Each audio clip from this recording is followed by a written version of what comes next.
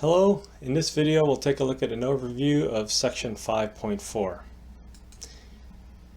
5.4 is our first glance at triple integrals. We've already seen double integrals in the first few sections. Now we're going to extend this to functions of three variables, x, y, and z, and we're going to integrate these with respect to x and then y and then z, or in some order. Let's first talk about integrability.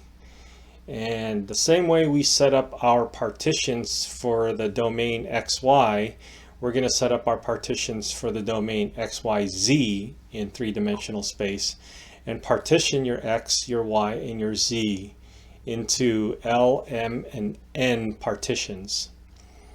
For each of those partitions, we will select a random point within that little cube. And after selecting that random point within that little cube, we'll put it into the function, and then we're going to get our output value. So if that limit does exist, we have ourselves a triple integral, and the notation is going to be this triple integral over b of the function dv. So the dA, if you remember, was the delta x delta y becoming dx dy.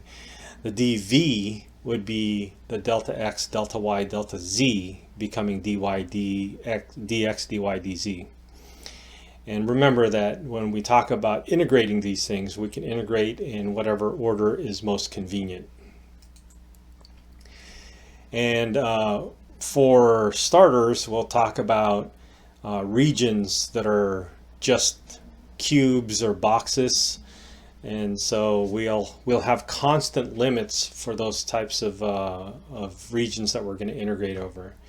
But we can also integrate over more general regions where some of those might be different functions.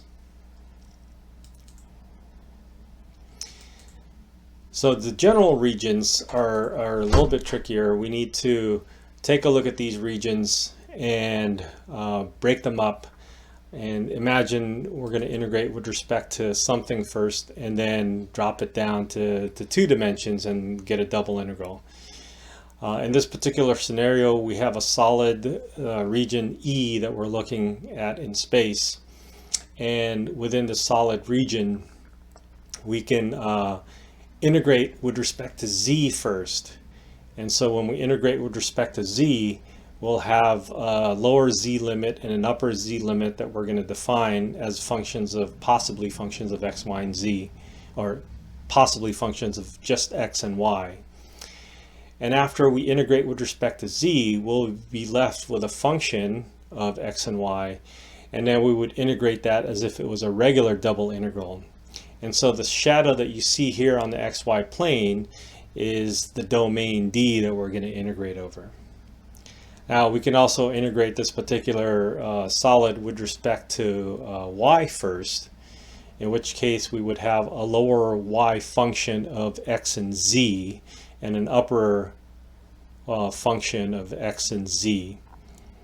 And once we integrate that, we will be left with a function of x and z, and we would integrate a double integral with the variables x and z left as your dA.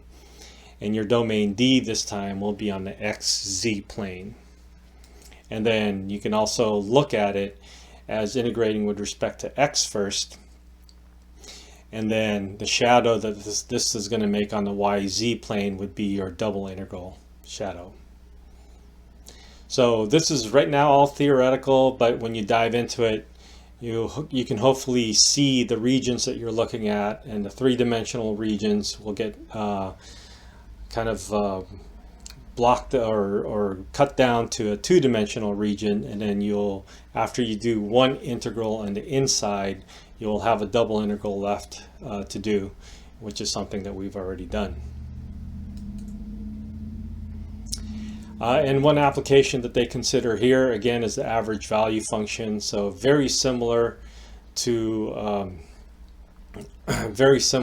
the average value for double integrals. The average value for triple integrals works the same way.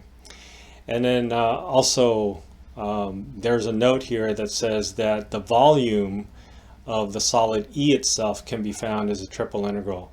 Now we talked about this as an application for double integrals, but now we can also see double integrals help find areas, and triple integral, if your integrand is 1, it can help find volumes as well.